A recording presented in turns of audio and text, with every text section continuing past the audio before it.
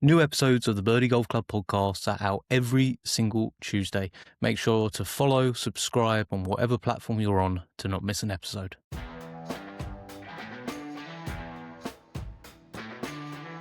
This year being the PGA Tour, I'm the youngest and probably the worst coach out there, and that's completely fine. Hello everyone, and welcome to another episode of the Birdie Golf Club podcast. I've lost count. I think we're at like 62 at this point, episode 62. This week, I wanted to just try something and get straight into this week's episode. We'll have a little chat afterwards about what happened this weekend. But joining us today is a really remarkable guest. At a very young age, really, is not only a Challenge Tour, DP World Tour, but now also a PGA Tour coach. And he's going to share his insights, how he got there in this journey, and the pleasure of the players he's been able to work with along the way. He's a very humble guy, and I think you're really going to enjoy the conversation as we talk about all things, what it means to be a coach at that level. So please enjoy this week's episode with Alex Buckner. I've smacked that record button because I know what will happen otherwise. We'll get into all the good stuff. And then fine. sort of not want to have to retell it when we're actually on the pod. Well, Alex, thank you for coming on. Like when I messaged you, as always, when I send out some of these messages, I just think that guy is going to be so busy. He's going to see that request and go, thank you, but no thank you. So I appreciate you coming on, which is awesome. No, that's fine. I mean, I try and pride myself in at least getting back to everyone. Don't go to bed without a notification being solved or done. So yeah, glad we can make this work. I love that. That's a little bit of psychology coming into play, probably early doors there. So, that gets us into your psyche, I think, quite early.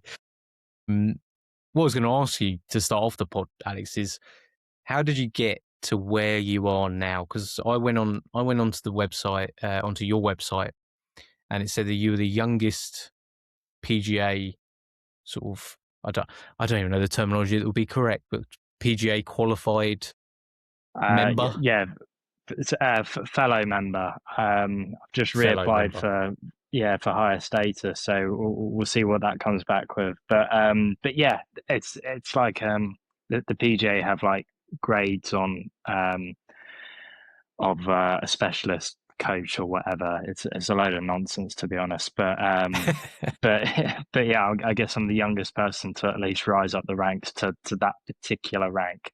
But yeah, I mean, how long you got? Eh? A while. A while. It, like obviously, like anyone, wanted to be a professional golfer. Started a little bit too late. Didn't have the funds to sort of continue with professional golf, and then went to work, and everything sort of took a bit of a turn. Like most people with their lives, they have to divert to some sort of different career. So I sort of put all my eggs in one basket and thought, look, I'm going to do something that I at least enjoy, and that was golf. Done my PGA qualification, and luckily I could apply on my birthday when I was 18. So the qualification of the PGA starts on October the 1st. That's exactly when my birthday is, so I couldn't really do it any earlier if you tried, which was great. And I sort of went down that road of just doing my 3 years, and did that, got to the end of it, and I was quite fortunate to work in quite a lot of like nice clubs, and the PGA, the way they sort of like push you towards as being a head pro, that's the correct route to go down, is to do your shop hours and be a head pro. So I sort of like took that road, and as much as I went down that road for not very long, to be honest, but at least put my head in the right place and got the qualifications to do that to a good level. I realized you're waiting for someone to pass, or these jobs don't take you seriously until you're 35 and above. So I then had to take another turn. Okay, so it's not professional golf. It's not being head pro somewhere. What else do I do? So I dived into coaching, and because I started to realize that it's one way of making money, without necessarily having a higher job role that someone has to employ you. There's some control in that, as well as then there's not really an age bracket Mm. when you get hired to be a coach as opposed to hired to run a golf club. So the way I Mm. sort of looked at it was I could do this a bit quicker, and it's all within my control of if I'm really good and I try my best at being really good at it, then despite my age, I can then possibly do something with it. And you sort of fast forward that mentality to now. I've I've been fortunate enough to do a lot of things that haven't been done before the age of 30, you know? So yeah, pretty proud of that in a lot of ways. Yeah, I mean, looking through your sort of CV as it is almost on your website of the sort of different levels that you've kind of worked your way up and through. What did those sort of stages of quality of golf, let's say, from the people that you were teaching, did that in itself sort of almost structure who you are as a coach now, or did your principles always carry through? Uh, no, I've been definitely running before I can walk in pretty much the past 6, 7 years. Um, yeah, like I can't believe the stuff that I've managed to run myself into and try and keep up. There's like a Simpsons episode of Homer learning how to play the piano and then giving piano lessons the day after to someone. It feels a little bit like that sometimes at the best of times. But in all honesty, COVID really helped. I was able to do, I mean, how long were we in COVID for? Like a year and a half, Too long. something like that. Way too long, Just way right? too long. But it was great. My wife was working remotely, and basically I just worked the same hours as her. And most people, when it comes to like bettering themselves or researching or organizing their knowledge to be able to give in a structured way, they're doing it in their spare time after 10 hours of working, after doing it's like a side hustle, isn't it? Right. But I had a year and a half of every single day to do this.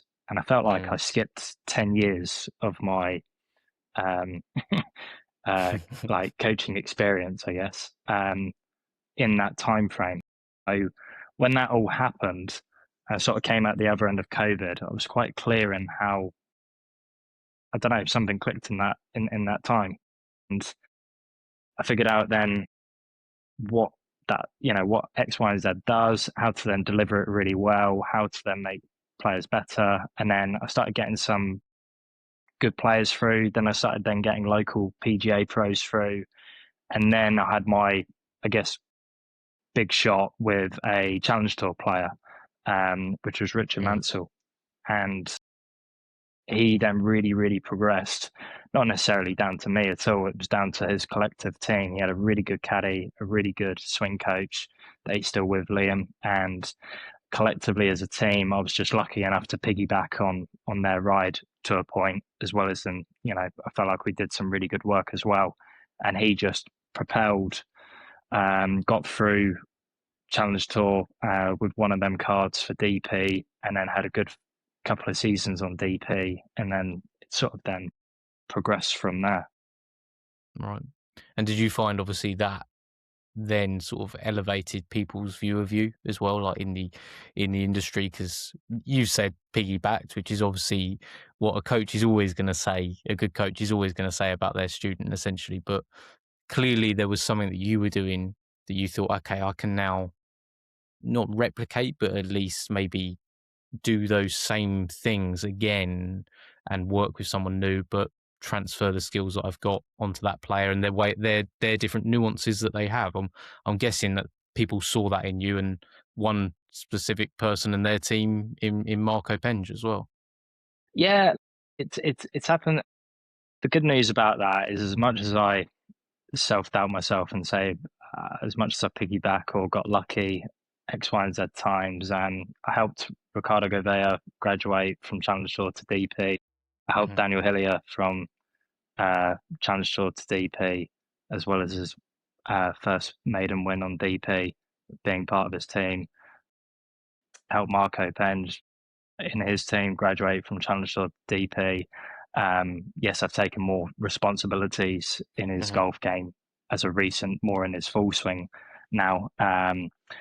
But back then it was still short game. So I managed to do it with like quite a few different players, and even like majors. Like I've done quite, I want to say 9 majors now with 9 different people.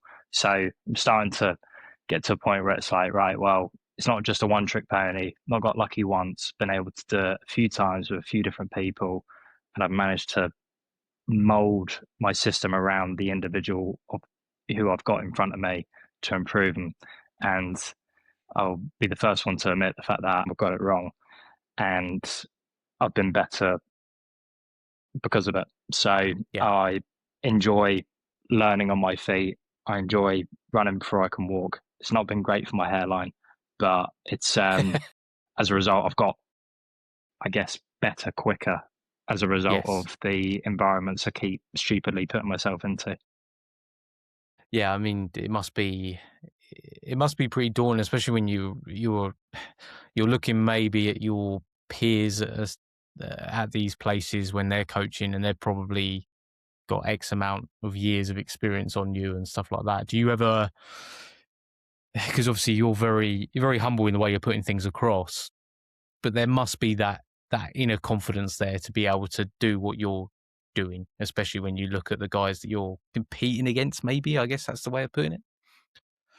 Yeah, I mean, yes and no. I guess I'm like stupid enough might be one way to claim it, but I'm quite black and white. So Mhm. anything I say is somewhat said with some sort of conviction. I guess being monotone helps at the best of times, but I'm with you. I get everything it. I say, it comes from some deep inner, like, that's fact, and I believe in that.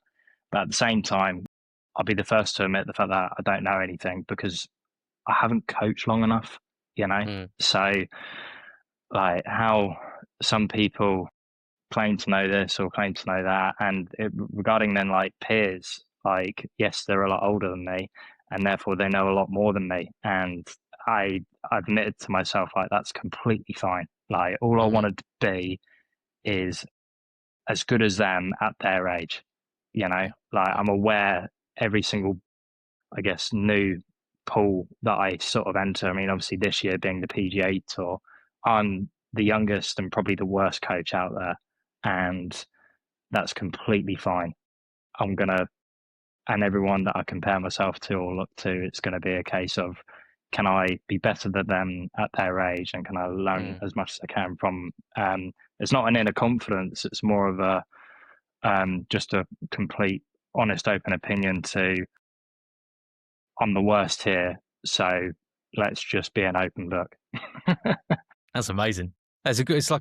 It's such a great attitude to enter it with, because I'm guessing the players that you're working with, Marco specifically doesn't believe that.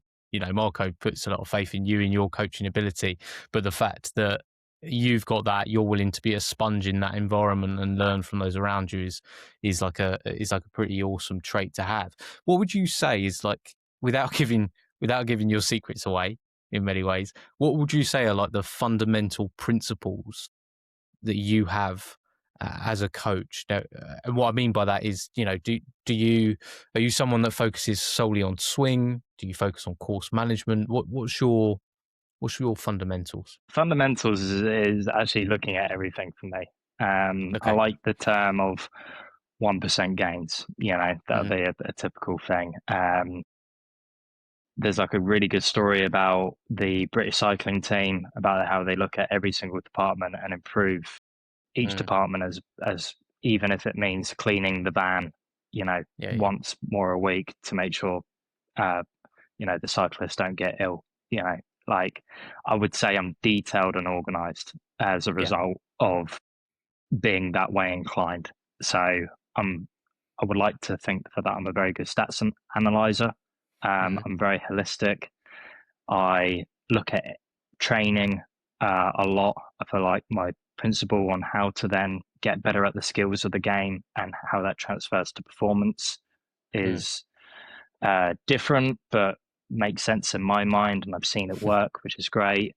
From a technical aspect, I like to call myself a component coach. I guess the trendy word would be a matchup coach, trying to understand a player's nuances and trying to fit the piece that allows them to do what they are intentionally doing and seeing, and being able to then create a calibration of training, warm-ups, whatever it might be, to keep them within a corridor to allow them to be functional, while then improving the skill assets of what needs to be improved that we can then see from the data. So like a lot of last season, to like go into a little bit of that story, would be like making sure the fact that we are hitting a ball flight that we like. For Marco, this is what I'm talking about, a ball flight that he likes, how to therefore keep within that, and then what are the skills that he needs to get better at. Is it flight control? Is it curvature control? Is it distance? Is it trajectory control? Is it reading lies? Is it adapting to wind? Is it caddy and player process? Is it physical? Is it injury prevention? And the truth to be told, it's all of them. So how therefore do you improve each thing? How do you improve alignment on the golf course? And I'll look into a lot of details like that. And I think all them little details put together allow someone to be better at the game. Yeah. Because ultimately, the way I see it is that we're playing a game, and the functionality or the swing is, can you do it? Doesn't mean you're any good at it. The analogies I always use is like, if I could kick a ball with the best technique, do I become Cristiano Ronaldo? Or if I could lift a weight with perfect technique, do I become Arnold Schwarzenegger? And everyone looks at you and goes, well, yeah, of course you don't. So why we think the same as in golf, I have no idea. Yeah. Yeah. So yeah, I guess that's my philosophy. Well, rambled there for a bit, but in a short window. There was a brief moment where I think like everyone was probably envisioning the Phil Mickelson meme of him in the leather jacket talking about how far the ball goes. I use that video a lot. Yeah, I know exactly the one. I show that maybe at least once every few months. Yeah, he's just got that look in his eye where he's just gone to another place. You know what I mean? You're just fully in his head. But I like that because what caught my eye, especially on you, was I'd seen throughout like Marco's year, him have these humongous documents, which would, could you go into a little bit of that? Because for the average golfer, trying to fill out, a binder with stuff about their game seems like it would be impossible. You can do a page maybe, but Marco was having multiple sort of versions of these. Was it after every tournament, and what was in there? I'm guessing pretty much along the lines of what we just spoke about. Yeah, correct. Yeah. So I remember Paul Casey told me it was actually on a podcast, I believe, but he said like stats are like bikinis. They show you a lot, but don't show you everything. And he's right. And he's very, very stats like, don't believe in stats because they don't make any sense because there's no context. I remember him saying that, thinking, you're dead right, Paul. Like, they're rubbish. But then I thought, no, stats are actually great. But what they're missing is the feedback. You just need to combine them. So at the beginning of the season, it's always a great part of the season, in my opinion, is when you get to strip everything back and be like, what actually needs to be better? And look at everything, like I said. You then figure out plans of improvement for each thing and then create systems in how to run a week at home regarding practice. How do you then turn up to a tournament? How do you prepare for a tournament? What's your gym routines? What's your warm-up routines? What's your timings? What are you practicing? Why? When do you play your practice round? Blah, blah, blah, blah, blah. And you get these systems all in place of a bit like a business, right? You set up a business. What time are you opening? What time are you closing? Let's say it's a bakery business. What time, what food are you allocating this year? What are you baking? What are the ingredients? How long do you cook them for? How long do they rest for? What time do you display them out, right? So think of golf like a business is the way I like to see it, is what is your golf business? So like to get we'll figure that out with players. What is the business to begin with? So that's the first part of the document. Figured all them things out, get to the end of that, and then it's like, right, we're going to then run you through your systems to see how you get along with them. Do you know them inside out before then you get to a tournament? So done all that, got some feedback on them parts, and then right, we're in tournament time now. So tournament days, you look at it and go, right, well, this is my plan. This is how I'm going to do it. And like you're just running through your systems. You then play the tournament. Everything happens. Doesn't really matter what happens. You're just gaining context, all right? It's a bit like, again, opening your business up, get to the end of the week. How much profit or loss did you make? Doesn't really matter at this stage because you're just trying to figure out, are we heading the right direction, the wrong direction, wherever it might be. Just taking stock. Yeah. Taking stock, exactly. That's the way I like to see it. So you get to the end of the week, you've got a result, you've got stats, and then you have then feedback. And the feedback is what went well, what didn't go so well, is there anything to take note on? And the feedback should be based upon off the tee, approach play, around the green, putting. Should also be on physicality, tacticality, and mental game. Right. So you get 1 week of that, you go to the next event, you do the same, you go to the next event, do the same, go to the next event, do the same. Now let's say you do a 3-week stint. You've got 3 weeks worth of stats, you've got 3 weeks worth of feedback, and then you've run your systems for 3 weeks. Are the results better or worse? What sort of feedback do you have? And then you do a mini review of, okay, is our business plan working? And you might turn around and go, yes, it's working, that's all great. Or you might turn around and go, no, that needs changing, that needs changing, that was a crap idea, whatever that might be, right? Yeah. Okay, cool. We'll change them things around, but we'll keep all the other stuff the same. And then we'll go again. And then you go 3 weeks again, 3 weeks again. And what you saw there was just the process of the plan being repeated and reviewed over the course of the year. And it really is that simple. If I'm not, whether it sounds simple or not, but if a golfer was to do it, you play around, you take some notes, you do some stats, and look, there might be like a double bogey you made on the golf course, and it was because you tried to hit a shot shape you can't hit, for example. And then by the end of you've played for a month, and you've realised you've tried to do that 4 times, and it's cost you 7 shots or whatever it might be. Like the easy win is to just not play that golf shot and stop being an idiot, and you save 7 shots.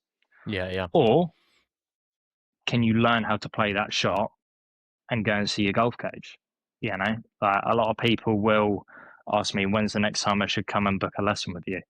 Well, when you've had enough feedback and you've got a question that you can't answer, that's the right time.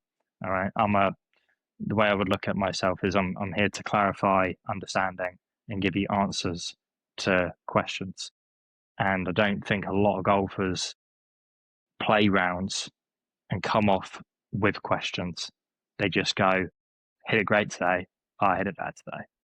And then they wonder why, well, not really any better because you've not really put a plan in place, not trying to really improve anything. You're just basing stuff on whether you're functional or not, on if you swung it the way you want to. And that's not quite how you get better at a game, but it is possibly better at how can you hit the ball, you know, more times well than not. Yeah, I think it's interesting you bring out that point because I wonder, is there any moments where for 2 weeks the plan wasn't working, but then for the next 2 it just flipped and suddenly it was like, right, the thing that we thought was a problem for 2 weeks and we thought we were going to have to change at the end of this, month-long feedback session is actually now it's sorted itself out. Was there occasions of that? You know what? Luckily, no. I'm sure there will be. That's a stressful one, right? If that comes up. Yeah, for sure. I remember the first stage of last year. He was on a ban, and then he came to Kenya, and there was like some good signs that some stuff worked, some stuff nowhere near. But it was a good first event back, and then he came third. Probably should have won, to be honest, but they cut off the last round. I still believe to this day he would have won it if he got that last round under his belt. The place was soaked, and they had to call off the last day.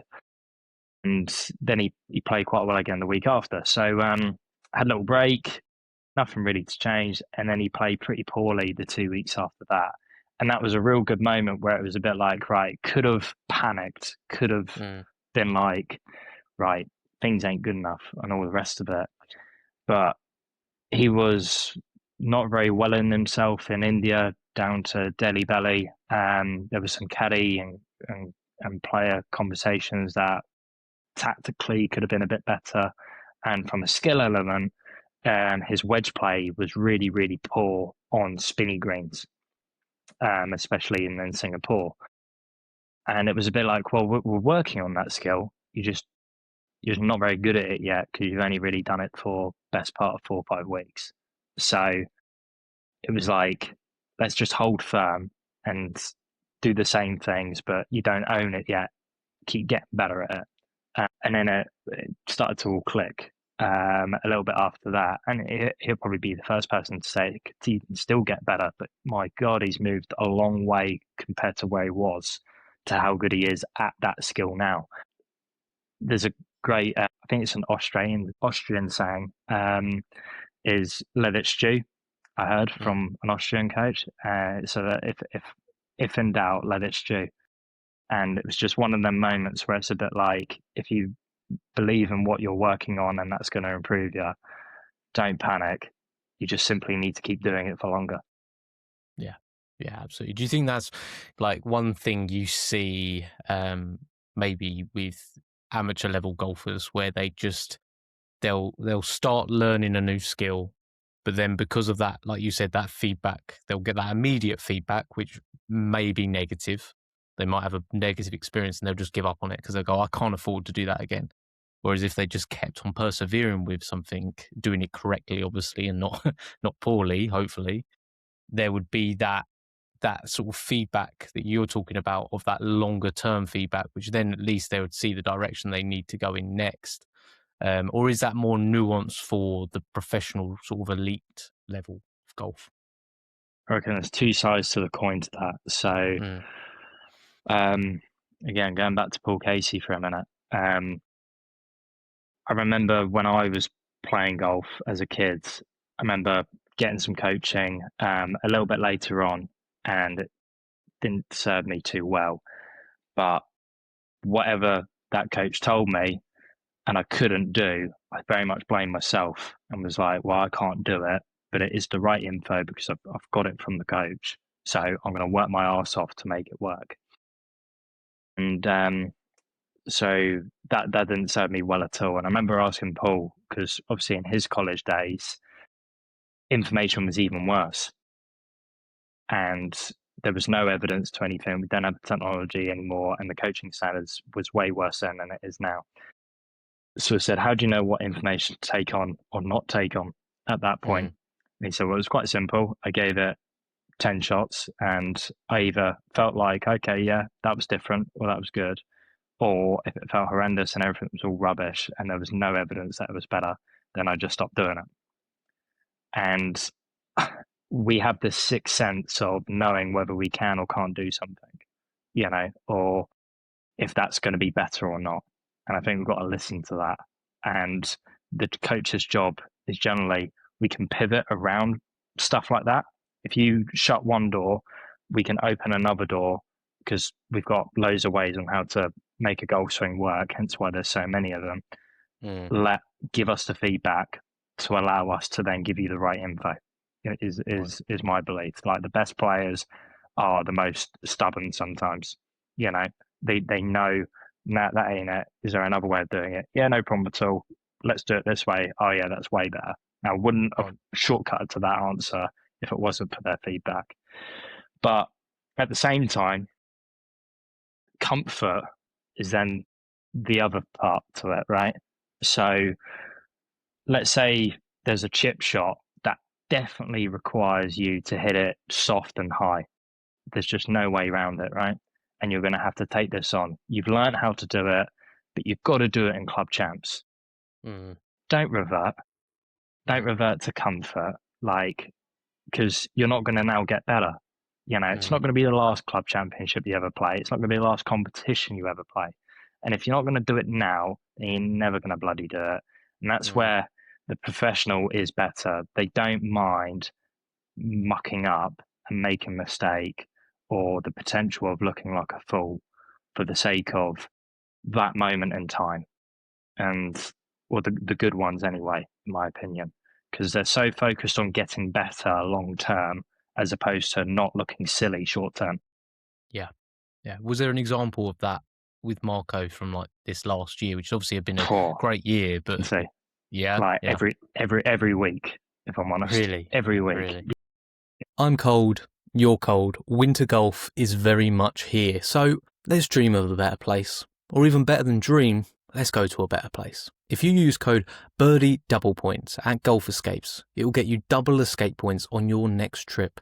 And you can book a trip, be away in the sunshine, enjoying the beautiful weather, the fantastic golf and beautiful amenities of some of their incredible hotels that they have listed. Golf Escapes will handle the whole thing. They'll set the entire package up and you can enjoy every single moment without a worry. I used Golf Escapes to book my trip to East Sussex National recently for just a brief break, and everything was handled perfectly, to my golfing for the weekend to my wife enjoying a beautiful spa treatment whilst I was out on course. Peace of mind, just a fantastic experience and a great team over at Golf Escapes. Head over there now, use code Birdie Double Points to get yourself double escape points on your next trip. This episode is brought to you by ShotScope, the golf tech that actually helps you play better. Whether it's their rangefinders, GPS watches, or stat tracking sensors, everything's built to give you real insights into your game without the faff. I've been using ShotScope myself, and honestly, once you see where you're gaining and losing shots, it changes how you approach every single round. And you can get 15% off any order with the code BirdieGolfClub at checkout. Just head to shotscope.com, use the code, and start playing smart. Like, I cannot tell you how many shots he threw away down to, well, I'm working on that, so I'm going to try and do that. And there are plenty of times where it's paid dividends. We speak about in Denmark, he hit this 8-iron from like 8-iron, something like that, from like 130 yards, right? Because the greens it was back to front and it was like super spinny. He describes it like the green was like pudding. And for him, he can advance an 8-iron at 200 yards if he wants to. It's like, to be able to cut down that short on an 8-iron and hit it that soft and chippy to a flag to make sure that it doesn't rip off the green is completely unheard of for him. But you had to muck up since, I guess, Singapore, because that's when we had that like big moment of you need to get much better at this skill. And him messing up that shot plenty of times in plenty of different ways made him comfortable enough to be able to pull it off on the final round in Denmark. Wow. Yeah, to win. But you can't just assume you're going to be comfortable and be able to pull that shot off if you don't muck it up week after week, well, week and week before, trying to get better at it, And it wasn't solely down to why he wasn't as good in the Open, because there was a lot of elements to that. But like, for him to be really good at an Open Championship, it is a skill that we're constantly working on to allow that to happen. So you gotta sacrifice feeling a little silly in order to have long term improvements. Yeah, absolutely. I mean, would you say, because obviously everyone's aware of like Marco's speed, absolutely crushes the golf ball. Would you say that's like the biggest hurdle with these golf courses which call for the spin to be taken off quite a lot to just hold the ball onto the green? Is that kind of been the biggest hurdle in his game to get over this year? Yeah, to a degree. To be able to control the ball with that speed, I guess, is the big one. Like, has always swung it really, really big, hit it as hard as he could. Mm. Remember speaking to a lot of the team members, and it was like if he could hit fairways, if he could have a way on to be able to hit certain shots, to be able to keep it in play, or to just hit fairways when it was tight or under pressure, to be able to move the ball, to be able to hit half shots, control his wedge play, and for someone that just used to swing it all out and belt it all the time, Yeah. it's quite a hurdle. Yeah. Yeah. Yeah, I bet. I mean, with the rest of his team, you sort of speak of his team. Are you the newest addition to sort of Team Penge? Yeah, I am. Yes and no. Like, so I helped with the short game, like I did with a lot of people beforehand, and then I'm trying to think of the year now. What are we? 26. I want to say it was back end of 20. Yeah, back end of 2023. I started helping a few guys on DP with their long game, Mm. and 2023. Trying to think now. Yeah, it was. Yeah, yeah, Time has moved different since COVID, hasn't yeah. it? Sorry, It's just trying to scary. think what year we're in. Yeah. Um, and yeah, so I started helping a few people with their long games. So then spent the season of 2024 still doing quite a bit of long game as well as in quite a bit of short game with like various players. Been helping Marco with the short game on and off. It wasn't like a very regular relationship, but when we were working together, it was quite regular. And yeah, we've got to some really good points. And when we didn't spend as much time with each other, it didn't work as well. But been doing that on and off for like 4 years. So I was known to a lot of the team. I've known Marco for a long time. Actually played golf with him when I was like 15 or 16 at a tournament, and I wasn't that involved. But when 2025 came around and he wanted a new set of eyes, I was the person that got elected, which was obviously feel incredibly fortunate enough to for that sort of belief in me to have a little look, because he probably could have gone to most people, so it was quite cool to have that opportunity and help. But it's a huge like team effort. Like I cannot describe to you how much goes on behind the scene that allows a athlete to tick, and that goes for all of them. Worked in loads of teams as a short game consultant and sometimes a bit more, but there's just tons of work from agents to uh, PTs to psychologists to physios. Sometimes they're both the same people, caddies, wives, you name it. Like none of it can happen without any of them. Yeah, I think you see that now being addressed way more by players as well, don't you? Because they just, whenever there's a win, it's a we rather than an I, which is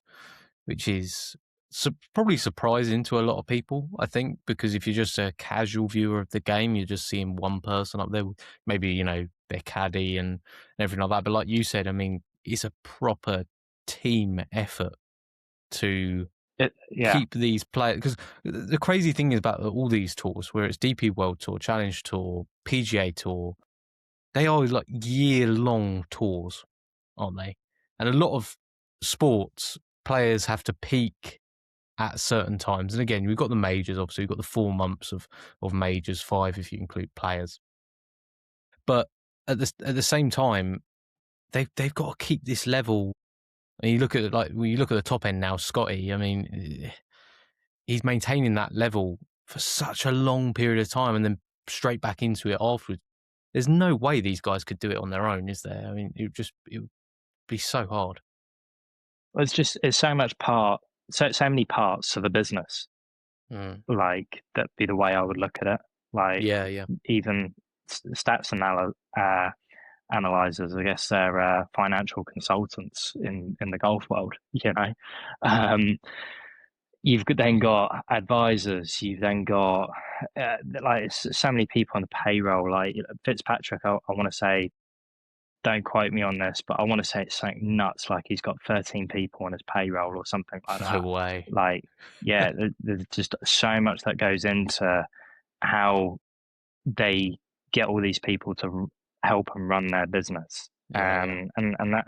That's what it is. You know, for the people that I'm amazed how many people do get to a top level tour by just enjoying hitting a golf ball and liking the game. But they soon find out once they're there, there's actually a lot more to this. Yeah. And Yeah. if I'm going to stay out here, I need to figure out how to run my golf business. Yeah. Which is mad, isn't it? It's mad, Well, especially when you look at like you got like Blades Brown now, like so 18. So Yeah. this is where, like, a lot behind the scene you don't realize. Like, for example, the Højgaard twins, like, Mm, their parents are very, very involved in running their business. Um, Alex Fitzpatrick and Matt Fitzpatrick, both parents run their business really, really well, or help them to run it, shall I say.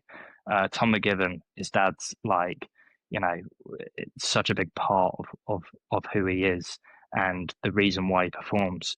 That they're the people that are, I guess, with a remote controller allowing yeah. these Yeah. things to happen. And you think, well, it's just, Tom McKinney's just a 21-year-old or even 20 maybe. It's just really good at golf. No, like there's so many things that allow him to be good at golf and they're put in place. And he hasn't necessarily put them in place. In this case, his dad's put them in the place. Now, most Yeah. players don't have the fortune of that, but a lot of these young guys, the support network that they have, either down to being super talented when they're younger or just having really good parents Mm. that support them, is like, in my opinion, doesn't get talked about enough of uh, why they're so good. Yeah. Yeah. No, it's a fascinating insight for people because, like you said, a lot of the time, despite how much media coverage golf gets, these sort of untold stories of what goes on behind the scenes to be able to let these guys go out and hence why they all sort of generally will break down in tears when they get an event because it is, they must feel somewhat a little bit selfish about the whole thing, right? Because you can't help but you've had all these people around you making sure that you can perform to your best. There's that little moment of selfishness, but then the gratitude of it couldn't be possible without all these people, and it's an amazing thing to see when it does happen to somebody. That's that moment of just pure happiness that is paid off, and then they're back to it again on Monday. It's crazy, Yeah, isn't it? yeah, this is it. And the flip side to it, right, is you put all these good parents, you put all these great teams, these great coaches, these great physios, and if the athlete isn't who they are, isn't wired the way they are, and isn't as focused and determined the way they are, it don't matter. Yeah, which is devastating, right? So So I can't get a I can team sort around of me. see. Is that what you're saying, Alex? I'm not saying that. Like I there's am. two sides to it, right? There's two sides. You got to you got to have it, and you've also got to then have everything around you to be able to allow you to perform with what you have, right? So I can see why, and rightly so, that they should be taking a lot of credit because they should. It's not possible without them. They've done the work. We're just bloody advisors at the end of the day. But at the same time, like, and it's kudos to them and whoever's put it all together as well, because it's not like I've turned around to any of my players going, "Look, mate, I'm working for you." Yeah, They've come to me and whoever is in their team and gone, "Can you work for me?" That they've built their business and then they've also then ran it. yeah. It's just, what I'm trying to say is for that it's just flat out impressive what these athletes do to be able to do what they do, and I, people just don't know what goes into it. I don't think half the time. Definitely not. And now looking into 2026, obviously it's going to be a huge year for Marco. Obviously, a huge year for you. You're hoping, I mean, everyone will be hoping for many years of this continuing on PGA Tour.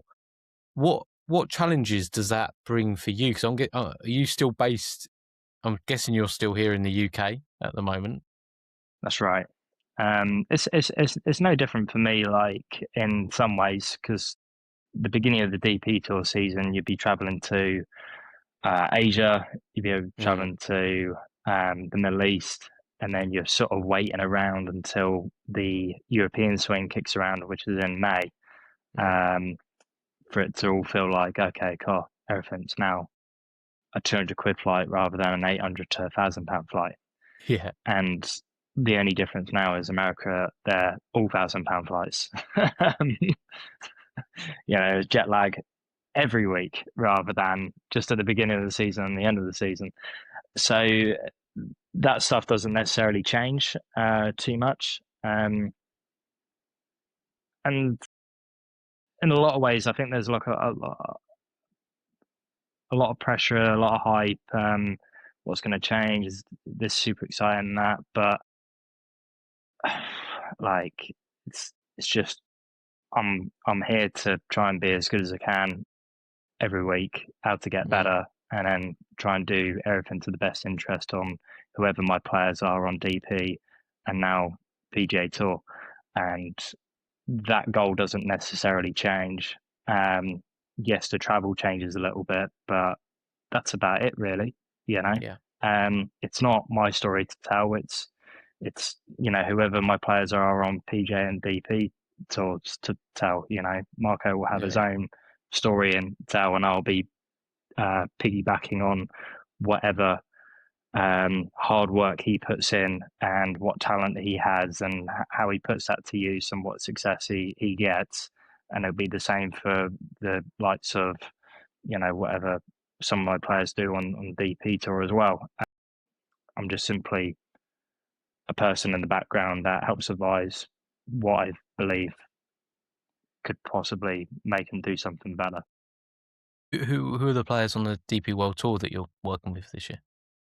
So I'm still a short game consultant for Richard Mansell. I am now doing some full swing stuff with Riggs Johnson. Came to me at the end of last season and wanted some help. Really good player. He's one already on tour. Went to Arizona State College, but didn't really perform that well last season. So yeah, excited to see what I can do to help him. So yeah, really excited about that project on where he is currently versus where I believe if he gets a few things in his game heading in the right way, what he could possibly do as well. Focusing on them three, and then challenge tour wise, focusing on Callum Barrow and with his full swing and short game, and then short game consultant to a couple of lads on the challenge tour as well, like Dan Housing and OJ Farrell, that I believe is going to have some starts on there as well. And Mm, Taylor Carter, I think, has got a few starts in there too. So, yeah, but for the full swing stuff, the way I've sort of looked at it is like I'm going to concentrate on one player on the PGA Tour, one player on the DP Tour, one player on the yeah, Challenge Tour, and that's Marco on the PGA, Riggs on DP, and then Callum Barrow on the Challenge Tour. And they'll be like my three guys that I'm putting a lot of focus in to hopefully help out. absolutely. And what's the differences because of course setup that you have to make when it comes to uh, what targets are for, so say Marco's playing on a PGA Tour event and different green setups, the way they set up those places compared with obviously what it would have been like last year on the DP World Tour. Is there a lot of fluctuation in that based on Yeah, PGA Tour setup? I don't know just yet, but to what I've heard and what I've seen just doing some of the American majors, Mm, the greens are a heck of a lot firmer. right. Spin, as much as Marco's got so much better at spin control and controlling spin to make sure it doesn't spin off the front of the green, Yeah. he's actually not really going to need that skill nearly as much now, because he's actually going to benefit from being able to spin it so much. So we've Mm. gone from, yeah, we'll control it, hit half shots and that, to now being like, can you hit some full shots again for me? Because sort of need that skill back. So that You're like, that'll be forget all that interesting. until the Open. Yeah, a little bit. Yeah, exactly. So that's been super handy. But I believe also the not necessarily the fairways, the um like the courses are just bigger.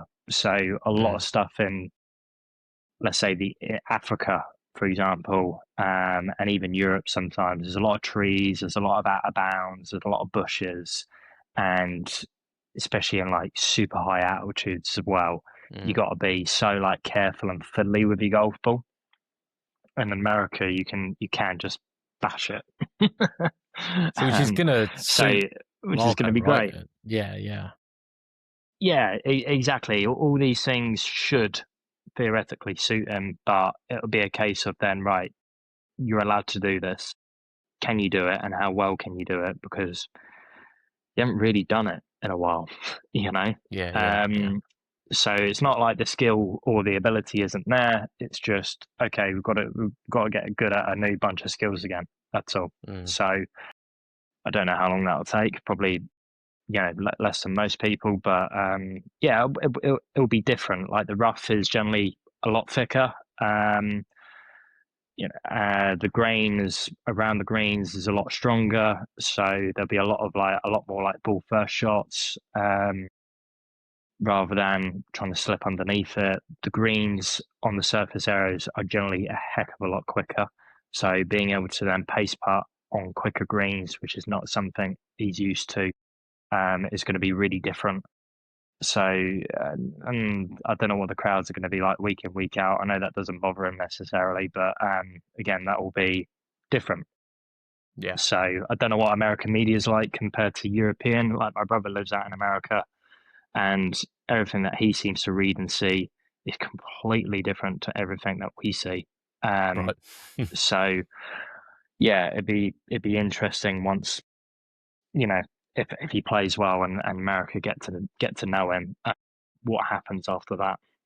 Yeah, it's that So feedback that you were talking got about, all right? these things. Yeah, Yeah, yeah, yeah, exactly, right, exactly. And we'll need that feedback to understand. Okay, we need to be better here. Need to be better there. How do we get better at these things? That's what it's going to look like. Right. Let's do that for a month. Let's see where we are in a month's time. it's so interesting all the different like metrics that go into it, even for you as a coach to take into consideration things like media and stuff like that that could affect a player's just feelings in that moment and going away from the golf course. It can continue to affect them, and it's just that performance based metrics basically, which is just really really interesting, especially in someone's first year on a new tool. Yeah, yeah, yeah, it'll be cool. We don't know what we're getting into yet, really, to a degree. So, yeah, we'll probably figure that out after the first set of events. Hit it, find it, hit it again. That's just Yeah, let's that's let's just let's just figure out what this is all about first. I love it. I love it. Alex, what would you say? Are you always looking to just, do you love this so much that you just want to continue doing this for forever? You know, for as long as you can? No, No? Okay. What's the dream? What's the dream? I'm not. I'm not a typical Caucasian in a long ways. In a lot of ways, should I say? I'm a competitor. Not to say the fact that like I dream of playing on the tour, because I don't. But I like to. Well, I like to win. Mm, So I'll do anything in my power to what gets me winning at something. You know, like a lot of people, well, a lot of coaches to what I've spoken to take a lot of enjoyment out of helping people, and there is enjoyment in that. It's just not the thing that gets me out of bed, unfortunately. Yeah, I don't know whether that makes me a horrible person or not, but that's just the truth. yeah, yeah. I like the idea of like if there's an edge on someone that I can get, and if that makes them beat them because they're doing this better or more smarter, or that's a better way of doing it, then that's the thing that I love. And Mm, then when then a player does it and then they win, then it's like that's validation. Okay, cool. I've got something that's allowing, you know, a winning formula. to a degree. And that was sort of the whole reason why I went from short game to long game. I got a lot of questions about that, a lot of doubt over it, and rightly so, really. I got good at being able to coach at one thing. Why disrupt it all? And it was the whole idea of like, I just want to have more influence in how someone wins because I feel like I'm putting a lot of effort in that. But just doing short game, you can't allow someone to get good and win just by chipping it around the green. It's an important element to make cuts, definitely. But so from a personal factor to enjoy what I'm doing, I had to pivot on that, and that's the thing I love doing. Now, is there stress on that?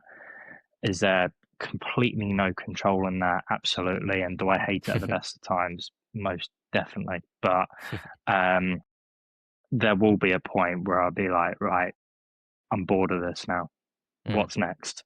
And yeah, I'm nowhere near there yet, but I'm getting closer to it the more and more I complete my goal list. Sure. Yeah, yeah. And you don't know what's next? Not yet. I think of something. I think of something, I'm sure. I've pivoted quite a few times in my career already, and I'm only 29. Right. Yeah. Gone from playing to being a head pro to being a general manager to being a coach to short game specialist to long game to now, working on mini tour to DP to PGA, and as long as I keep on going, complete everything I want to, that'll probably be when the next thing kicks around. Yeah, yeah. I love it. It's awesome. Maybe just like the mini putt league just gets really Yeah, into it. Just exactly. the best mini putter in the world. Yeah, I mean, I quite like darts. I'm not very good at it, but I might put some attention to it. Ali Pali looks pretty cool, doesn't it? Just taking on littler. Just like, Yeah, wow. correct. Yeah. Alex said he was going to pivot, and this is crazy. Yeah. This is crazy. Now he's a darts coach. I like the way you're not the player, just the coach. Yeah, maybe. I mean, I should play really. The mentality is probably there to do something like that. Probably. Yeah, probably. Mind Yeah. you, they benefit from the way you sort of do things of breaking it down into all the individual parts that make them even better. Those guys it's a fascinating breed, darts player. Yeah. Well, yeah, for sure, right? I mean, it's totally unknown, but I like to think it's probably a little bit behind time compared to other sports. So there might be a window of opportunity, maybe. Who knows? Probably in nutrition, maybe, but I won't, I won't say too much more on that. Yeah, probably. Alex, thank you so much for joining me. I really do appreciate your time. It's going to be awesome just to see what happens this year for all your players. But obviously, the spotlight's going to be pretty heavily on Marco in his first year on the PGA Tour. And yeah, I can't wait to see what you guys do and the huge sort of documents that he gets throughout the year of the processes and what to do to improve and get that 1% better. So thank you so much for coming on the podcast. That's all right. No, pleasure. Thanks for having me. You're welcome, mate. Cheers. I hope you enjoyed our chat with Alex there. I know I really did benefit from the discussion, and I thought it was really fascinating the fact that, when you consider what he's achieved at such a young age, that he now doesn't really look at this as, okay, now I'm just a PGA Tour coach and I'm just going to build on that experience. He will do those things, but he's such an interesting guy. The fact that he's just like, right, what's next? I'm not sure, and I'm excited by that proposition. And I think there's something in there for each of us when it comes to either what we can achieve playing this game or in our own careers, in our own lives, whatever it may be, not to sit still, to do. So I really enjoyed the chat with Alex, and I hope you all did too. We just came off of a fascinating weekend of golf, obviously with the Waste Management Phoenix Open. It was. I tried to keep tabs all weekend, and Saturday, Sunday specifically, I watched quite a bit of the golf. Sunday night over here in the UK, it's quite a late finish, or at least for me, being an early bird, it was. And I watched basically the whole thing, and I fully expected Hideki to just finish it off and get the job done. I think that was probably part of my mindset. And I remember him putting out on 17, going into the last hole with a one-stroke lead, got her up on the range, and then I don't remember anything afterwards. An absolute disaster from me. Fell asleep. I remember waking up, turning my phone off, and not even really remembering that there was golf on, and then waking up in the morning and going, probably should check to see what happened in the golf. And was totally shocked to see Hideki throw it away. I mean, not throw it away, but bogey and then bogey in the playoff hole as well. Was a big surprise. To be fair, he'd made hard work of it all day. Didn't really hit many fairways, and was scrambling for his life, and still playing some exceptional golf. Obviously, a very difficult venue. I think that's the thing with the Phoenix Open. It sort of gets labelled as this party tournament and everything like that, but that golf course can punish you so quickly, and I think it was clear and evident to see that. Obviously, I was really hoping with the episode with Alex today that Marco was going to have a good weekend, and he had a solid first day, even par, and then I think he shot 4 over on the second day, and it just does show that, you know, transferring your skills from DP World over to PGA, it does take time. So to see Marco's struggles early doors is no real surprise. But I think there's definitely signs there that his game can transfer. It's just now relearning all those skills that Alex was talking about, the fact that he spanned the ball probably too much for DP World Tour and had to work on that. And now when it comes to PGA Tour, it's like, right, we could probably do with those spin rates back up again. So it's going to be really interesting to watch his sort of evolution this year as he learns how to be a PGA Tour player. So I'm excited to see that. I really am. So yeah, I thought it was a great weekend. Scotty Scheffler once again just really didn't have his best golf, and yet came in a shot away from winning, from being in that playoff. Just unbelievable golfer, really is. Mindset king. It's very, very impressive to see, and it's going to be a great season of golf. Live Riyadh, obviously Elvis Smiley, I believe, won the first event. I don't mean to do that. You could hear it in my voice there. Live Riyadh. I don't mean to do that. More golf being available for people to watch is only a good thing. It's just, it does feel like a bit of a sideshow still, which is a real shame. I'm really going to try and get there this year when it comes over to Birmingham, to the JCB club. I've got a friend who may possibly be able to get hold of some tickets for us, which would be great. But I would love to experience it, and I'm saying that with the caveat that I want to experience it before potentially it just goes away. There is that feeling that it might just go away. So yeah, we'll keep an eye on things with Liv, see how it goes. I wanted to just say I haven't consumed any of TGL this season, and I'm not bothered either. Like I just said, more golf is great. It just hasn't captured me this season. I think the novelty of the fact that I'm not going to see Tiger playing really does detract from it. And I think that's a bit of a litmus test for the whole thing, really, isn't it? The fact that you really do need that sort of, okay, I'm going to see this person play, and that's exciting. Not having him competing is a big loss for TGL this season, but who knows? Maybe I will tune in as it gets further on. It's a weird times over here in the UK, but I've not even been catching up with it on YouTube either. So I think the answer there, and I've stuck to this for a long time, is to bring long drive guys in, and of course to bring the ladies in as well, the women's golf. I think Nelly Corder made the point that why are they not being included, and I couldn't agree more, to be honest. I think that's a huge miss. And then also bringing in the celebrity / sort of content creator guys. Yeah, Bob Does Sports, Grant Horvat, Good. All those guys joining. If Peter Finch of the world, Rick Shields of the world, I'm probably not Rick now with the live stuff, but it would make a huge difference, and I think they would see a huge spike in numbers and popularity. But hey, I don't make those decisions. Other people do with a lot more business savvy than me. So maybe it will work out long term. Let's wait and see. that's pretty much it for the golf news, really. I just wanted to wrap up the episode. I always do this at the start of the episode, and I feel like people come here not to hear about me or to hear my views on things, but to see what my guests' views are. So I thought I would just chuck this in at the end, and if you're still here, I greatly appreciate you. And maybe I can give you a little taster of what's coming up next week. That'd be nice, wouldn't it? Should we finish with that?